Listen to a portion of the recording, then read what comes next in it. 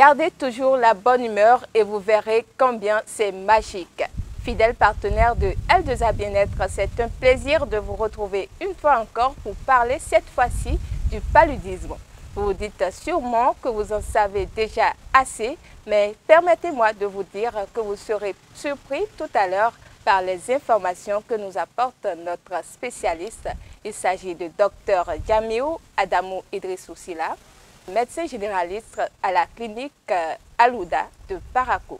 Bonsoir docteur. Bonsoir madame la journaliste, bonsoir chers téléspectateurs. Eh bien, personne n'ignore aujourd'hui ce que c'est que le paludisme, mais professionnalisme obligeant, parlez-nous un tout petit peu de la maladie. Merci beaucoup madame la journaliste. Le paludisme, c'est une infection parasitaire due à un protozoaire du genre Plasmodium qui est transmis à l'homme par piqûre de moustique femelle appelée Anophèle. Il est important de reconnaître qu'il y a deux types de paludisme. Il y a le paludisme infestation et le paludisme maladie. Le paludisme infestation, c'est ce paludisme qui est caractérisé par la présence du plasmodium dans l'organisme. C'est le parasite que nous appelons plasmodium dans l'organisme, mais sans manifestation clinique. Vous avez le parasite du palud dans votre organisme, mais vous n'avez pas de manifestation clinique. Et le paludisme maladie qui est caractérisé par la présence du parasite dans votre organisme avec des manifestations cliniques. En plus des types du paludisme, nous avons deux formes de paludisme. Le paludisme simple, qui est caractérisé par tout cas de fièvre supérieure ou égale à 38 degrés, sans vomissement important. Avec, lorsque vous faites l'analyse de la densité parasitaire, qui est positive, l'analyse peut être positive ou non. Ce qui fait la gravité du paludisme, c'est lorsque vous avez le plasmodium dans votre organisme et vous avez des signes de danger ou des signes de gravité. Bien, merci docteur. Je vous ai prévenu tout à l'heure que le docteur avait beaucoup d'informations pour vous et je suis sûre que beaucoup d'entre vous ignoraient certains aspects dans ce qu'il vient de dire. Bien, docteur, vous qui êtes tout le temps sur le front, et parlez-nous un peu du paludisme, surtout en termes de statistiques. Merci beaucoup madame la journaliste. En termes de statistiques, l'OMS estime qu'il y a pratiquement plus d'1 million de personnes qui en meurent chaque année. Et chez nous, nous pouvons dire que par semaine, nous recevons en quelque sorte 40 à 50 cas de paludisme, que ce soit chez les enfants et que ce soit chez les adultes. Les cas sont beaucoup plus importants dans les hôpitaux parce que lorsque vous vous rendez par exemple au CHUD, dans le service de pédiatrie, sur 10 enfants, vous pouvez avoir 7 cas de paludisme, que ce soit paludisme simple ou paludisme grave, et pour la plupart le paludisme grave. Ok, et alors, qu'est-ce qui fait aujourd'hui la force du paludisme dans notre société? Ce qui fait la force du paludisme aujourd'hui dans notre société, c'est en quelque sorte l'ignorance des parents. Parce que lorsque l'enfant souffre, déjà avec température, le corps qui chauffe, les parents préfèrent garder ou aller directement à la pharmacie et dire que ah, voilà, mon enfant chauffe, je veux un médicament pour refroidir le corps. Donc, on vous vend le paracétamol et la maladie évolue progressivement. Également, il y a l'hygiène qui manque dans nos sociétés. Vous êtes d'accord avec moi qu'aujourd'hui, après avoir fini de manger, nos parents ne se donnent pas le temps de laver les bols. Ils déposent et le lendemain, voilà, la chambre envahie par des moustiques. Ok. Et quand la maladie alors devient grave, quand le patient n'est pas vite pris en charge, qu'est-ce qui se passe? Merci beaucoup. Lorsque le patient n'est pas vite pris en charge, nous avons des formes compliquées, très compliquées. Ça peut évoluer vers un paludisme grave dans sa forme anémique. Le sujet est fatigué, ne peut plus rester debout, très pâle, avec des signes de décompensation cardiaque.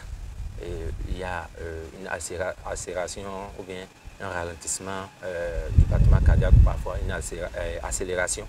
Il y a des difficultés respiratoires. Et il y a également, on peut avoir des œdèmes, gonflement du pied, de tout ça là. Et il y a également paludisme grave dans sa forme neurologique, avec des convulsions chez l'enfant. Ces convulsions sont parfois provoquées par la fièvre ou par l'hypoglycémie. L'hypoglycémie, c'est une diminution du taux de sucre dans l'organisme. Ces convulsions se manifestent par des mouvements incontrôlés de l'organisme. Le sujet est là, il fait en même temps des mouvements brusques du corps par le bras. Également, il peut y avoir des morsures de la langue, il peut avoir un regard figé. Parfois, le regard est tourné comme la forme de la lune. Il y a également le neuropaludisme. Le neuropaludisme, c'est la forme cérébrale du paludisme qui se manifeste par une altération de l'état de conscience qui peut être supérieure à 6 heures de temps. Le sujet est là avec une altération de l'état de conscience supérieure à 6 heures de temps. Voilà un peu, en quelque sorte, les formes graves du paludisme. Ça peut évoluer, le paludisme entraîne même une insuffisance rénale chez des sujets. Alors, si je dis donc que quelqu'un qui est atteint du paludisme grave peut déjà avoir des organes vitaux qui sont touchés, je n'ai pas tort. Oh non, vous n'avez pas tort. Ça atteint le cœur et ça se manifeste par des décompensations cardiaques. Ça atteint le cerveau, ça atteint le rein. Donc, les organes vitaux sont atteints en quelque sorte. Là, chers téléspectateurs, ça fait vraiment froid dans le dos quand on entend ces informations que nous donne le docteur. Il est donc important d'aller rapidement à l'hôpital dès qu'on a des suspicions de paludisme. Docteur, il y a une petite question encore qui me vient à l'esprit.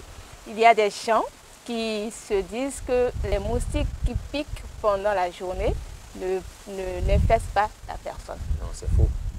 C'est une fausse information.